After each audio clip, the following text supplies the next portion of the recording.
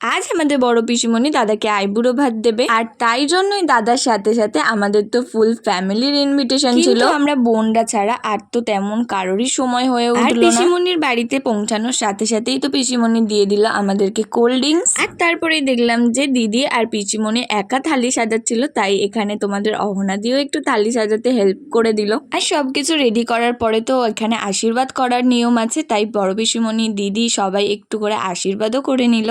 আর আমাদের যেতে যেতে তো অনেকটাই বেলা হয়ে গিয়েছিল, তাই দাদার সাথে আমরাও লাঞ্চ করতে বসে পড়লাম। আর লাঞ্চের অনেক কিছু আইটেম ছিল, সবার সাথে গল্প করতে করতে আমাদের ভিডিও করেই ওঠা হয়নি, যেটুকু দেখাতে পারলাম বাস এইটুকুই। আর ডেজার্টে তো অনেক কিছুই ছিল, পায়েস দই মিষ্টি কিছুই বাদ দেয়নি। আর তোমাদের অহনাদি এতই খেয়ে ফেলেছে যে ওর মাইগ্রেনের ব্যথা শুরু হয়ে গিয়েছে এখন।